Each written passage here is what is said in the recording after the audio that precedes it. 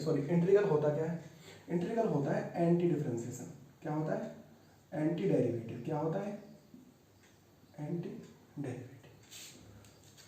अब एक अपने पढ़ते आए डिफरेंशिएशन भी पढ़िएगा, जो आप पढ़े हैं उसका भी हम जिक्र करेंगे एक बार, डेरिवेटिव क्या होता है या डिफरेंशिएशन क्या होता है।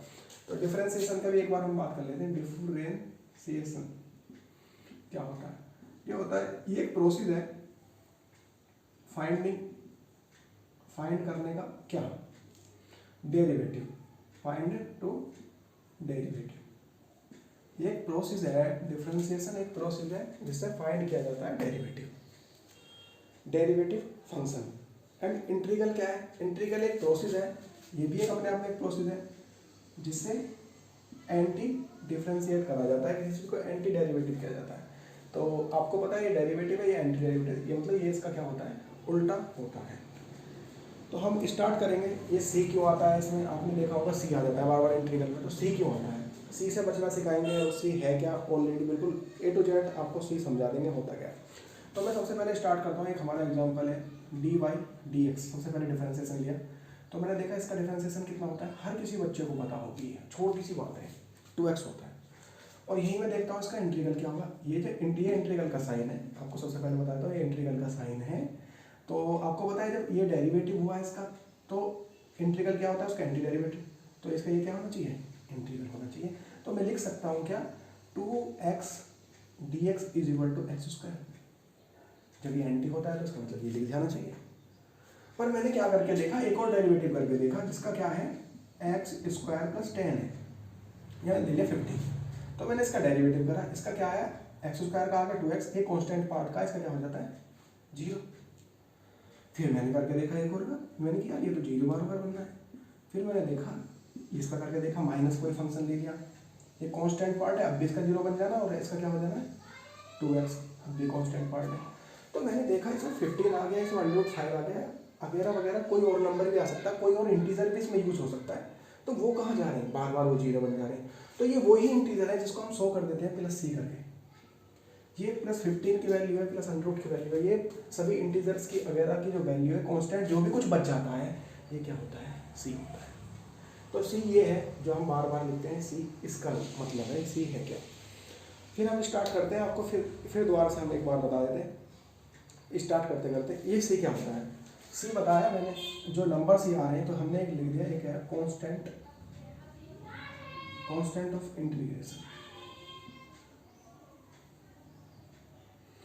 यह है कांस्टेंट ऑफ इंटीग्रेशन, ठीक है। अब आपको ये बात समझ में आ गई होगी कि सी कैसा आता है, सी क्यों लिखते हैं, ये बात आपको समझ में आ गई। फिर हम बात चलते हैं कि सारा कुछ बिल्कुल हम इसी का तरीके से करके दिखाएंगे। एक बार डिफरेंशिएशन का फॉर्मूला है, इंटीग्रल का फॉर्मूला अपने आप आ जाएगा।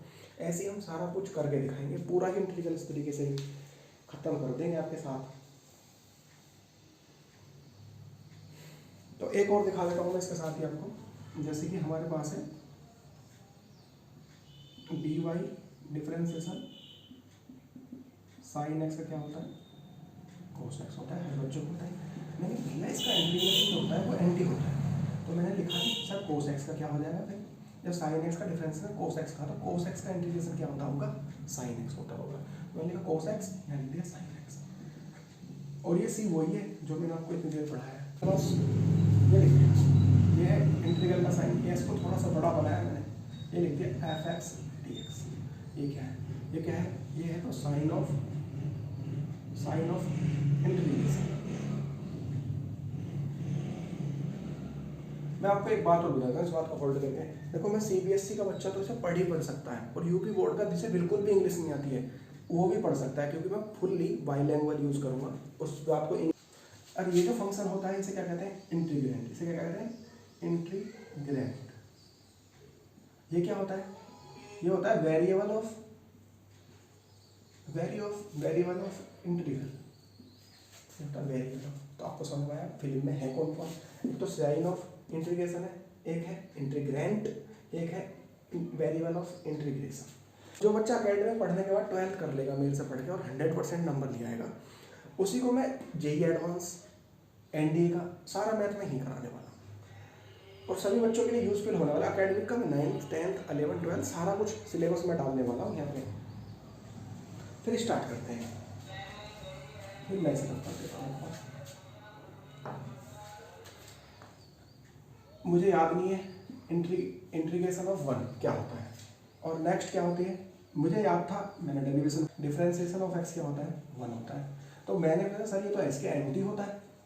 हाँ तो फिर मैंने देखा तो 1 का क्या हो जाएगा, तो 1 का तो सर x हो जाएगा प्लस, ये इसका फॉर्मूला आपको याद हो गया होगा मेरे साथ साथ। मेरा प्रयास है कि मैं अपने साथ साथ याद करूँगा n का क्या होता है। तो बच्चे ने करा ये पावर्स तो आगे ले लेते हैं हम, और पावर्स में से 1 माइनस कर लेते हैं, तो 1 इससे माइनस हो जाएगा, तो नॉर्मल से हमारे पास आंसर आएगा x + 1 की पावर n, और हमको चाहिए x की पावर n का इंटीग्रल। तो हम ये मल्टीप्लाई वाला किस में चला जाता है, डिवाइड में चला जाता है। तो ये पार्ट क्या है इसका मल्टीप्लाई वाला, ये अपॉन के थ्रू डिवाइड में चला गया, ये बच गया x की पावर n। और आपको पता है ये डिफरेंशिएशन है, और डिफरेंशिएशन इंटीग्रल का क्या होता है, एंटी डेरिवेटिव होता है, एंटी होता है। तो ये क्या जाएगा, x की power n + 1 upon n + 1 + c। तो ये इसका क्या हो गया, इंटीग्रल हो गया। थर्ड क्या है कि पहले मैं इस पर एक एग्जांपल करा देता हूँ। अगर किसी की पावर 3 है और इसका मैं आपको इंटीग्रल कराता हूँ, तो पावर में कितना है, ये पावर n है, तो n + 1 मतलब 3 में कितना हो जाएगा, +1 हो जाएगा, अपॉन 3 + 1 जो ऊपर लिखा है वही नीचे लिखना है। तो कितना हो जाएगा 3 + 4 अपॉन +। मैं एक और आपको क्वेश्चन करा देता हूँ, इंटीग्रल ही करा देता हूँ उसका भी, अंडर रूट डिफरेंशिएशन इसका। जब मुझे इसका डिफरेंशिएशन कराना है तो पावर क्या होगा, पावर को क्या लिख देता हूँ, अंडर रूट क्या होता है, अंडर रूट की वैल्यू होती है 1/2 dx, और पता है पावर वाला फॉर्मूला यूज़ कर लेंगे हम। तो पावर वाला फॉर्मूला कैसे यूज़ करेंगे, जो पावर लिख दिए हैं उसमें +1 लिखते हैं, और वो फिर पावर में जो ऊपर लिखा है अपने 1/2 + 1 वही नीचे लिखना पड़ता है। तो फॉर्मूला निकल के आएगा आपके पास में, x की पावर 3/2 अपॉन 3/2, 1 में 1/2 में 1 प्लस करते हैं तो कितना आता है, यहाँ में करके दिखाया था, तो कितना आएगा 2 × 2 + 1 3/2 डायरेक्ट लिया हमने।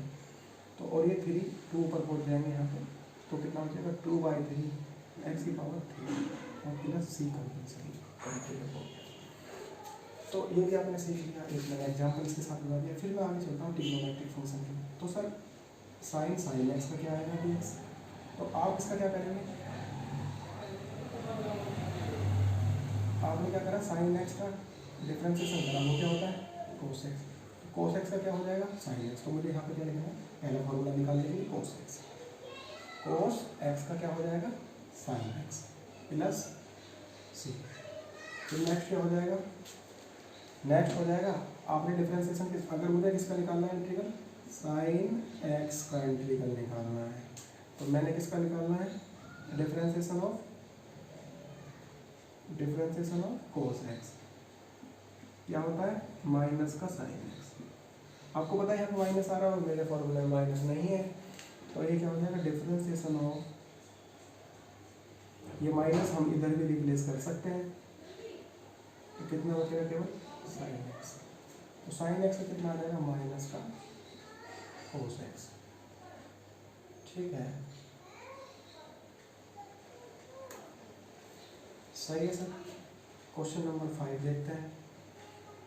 क्वेश्चन नंबर 5 के साथ साथ हम चाहेंगे एक बार स्लाइड को रफ कर दिया जाए, फिर से चलते हैं, स्टार्ट करते हैं।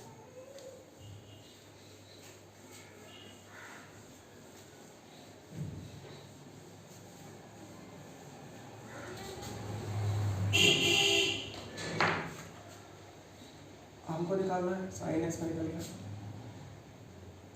पहले वो करते हैं डिफरेंशिएशन ऑफ tan x कर दिया, तो कितना आ गया sec स्क्वायर x। तो sec स्क्वायर x का इंटीग्रल क्या हो जाएगा tan x।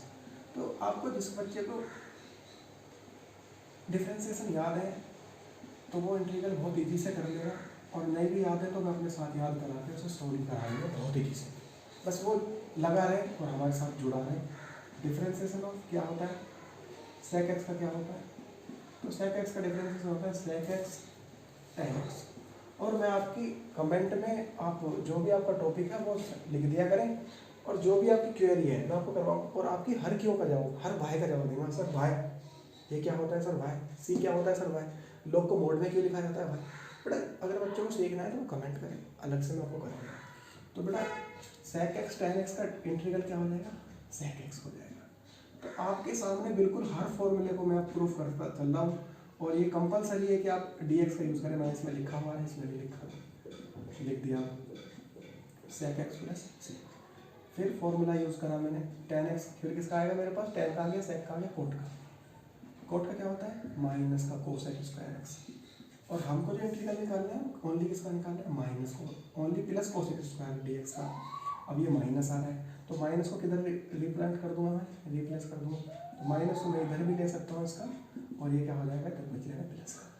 तो एक नॉर्मली फॉर्मूला निकल का है, cosec square is equal to क्या होगा, माइनस का कोट एक्स और प्लस। नेक्स्ट क्या है, फिर आगे चलता हूँ मैं, differentiation of cosec x. Cosec x का क्या होता है, cosec x into cot x, ये होता है पर माइनस में। अब फिर माइनस, और हमें जो फॉर्मूला चाहिए किसका चाहिए, केवल cosec x into cot x D x का, तो हमें चाहिए पॉजिटिव में, ये आ रहा नेगेटिव में। तो क्या कर लेंगे, माइनस को एडजस्ट कर लेंगे, और ये वाला माइनस इधर भी हम लिख सकते हैं। तो माइनस कोसेक एक्स बराबर क्या आ जाएगा, cosec x dot cot x, ये आ गया आपके सामने। तो बचा माइनस का कोसेक एक्स प्लस सी। ये आपके सामने इंटीग्रल के सारे फॉर्मूले जो ट्रिग्नोमेट्रिक फंक्शन है वो हो गए, और इनवर्स ट्रिग्नोमेट्रिक फंक्शन है वो मैं अभी कराता हूँ आपके साथ में। इसको एक बार रफ कर लेता हूँ, याद रहेंगे बच्चों को, मेरा प्रयास है सभी बच्चों के लिए, सभी को याद रहेंगे। मैं बहुत इजीली पढ़ाऊंगा, क्योंकि जब आप एक्सरसाइज करेंगे तो आपको महसूस होगा कि सर इतना भी इजी चैप्टर हो सकता है। कभी सोचा नहीं था कि मैथ इतना इजी पढ़ा सकते हो सकता है, मुझे हार्ड लगता था सर, ऐसी कमेंट आती हैं। फिर भी बच्चा पढ़ने के बाद वो कहता है कि सर बहुत ईजी हो गया मैथ। तो मैंने करा डिफरेंशिएशन साइन इनवर्स एक्स का, तो क्या हो गया, 1/√1 माइनस एक्स स्क्वायर। तो मैंने बोला भाई इसका इंटीग्रल क्या हो जाएगा, एंटी होता है, तो इसका क्या हो जाएगा, इंटीग्रल क्या हो जाएगा इसका, साइन इनवर्स एक्स। समझ में आ रहा होगा सभी को, सर समझ में आ रहा है। फिर क्या होता है, कोसेक इनवर्स एक्स का क्या होता है, -√1 माइनस एक्स स्क्वायर, इसका क्या हो जाएगा, -√1 माइनस एक्स स्क्वायर, इंटीग्रल क्या हो जाएगा, -1 minus x square D x का इंटीग्रल क्या हो जाएगा, कोस इनवर्स एक्स प्लस सी। सी बहुत कंपलसरी है बेटा, इससे आपका ना एग्जाम में नंबर कट जाएगा, तो सी का बहुत ध्यान रखें आप, ठीक है। फिर क्या है, D by D x, sorry D upon D x, tan inverse x का क्या अपॉन होता है 1 प्लस एक्स स्क्वायर, तो इसका इंटीग्रल क्या आएगा, 1 upon x square D x का इंटीग्रल आपको मिलेगा, क्योंकि ये इसका एंटी होता है, tan inverse x.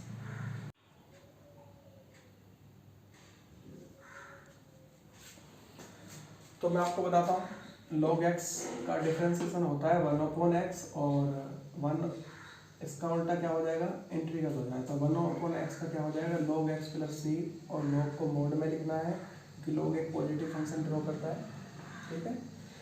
Differentiation e की पावर x का क्या होता है, e की पावर x होता है, e की पावर x का इंटीग्रल क्या हो जाएगा, तो e की पावर x प्लस सी हो जाएगा, कांस्टेंट वैल्यू के लिए मैंने आपको समझा दिया। तो एक क्वेश्चन आता है आपके पास में, अगर सर इसका क्या होगा, ए की पावर एक्स डी एक्स का क्या होगा ये इंटीग्रल, तो मैंने कहा कि इसका मुझे डिफरेंशिएशन याद है, मैं उससे कर लेता हूँ। ए की पावर एक्स, तो ए की पावर एक्स का जो इंटीग्रल डिफरेंशिएशन होता है, ए की पावर एक्स log ए होता है। मुझे क्या चाहिए, केवल ए की पावर एक्स का चाहिए, तो मुझे ए की पावर एक्स तो यहीं से मिल जाएगा, तो मैं इसे बचाऊँगा, और जो एक्स्ट्रा पार्ट है उसे मैं अपोन में ले आऊँगा। अपोन में क्या है, ए की पावर एक्स अपोन में log a is equal to क्या बचेगा, केवल ए की पावर एक्स। तो ए की पावर एक्स का इंटीग्रल क्या हो जाएगा, अब ए की पावर एक्स अपॉन log ए प्लस ये सारे फॉर्मूले ऑफ हो गए, जो बेसिक फॉर्मूले थे, थोड़ा एडवांस फॉर्मूले एक्सरसाइज बाई एक्सरसाइज कराता हूँ।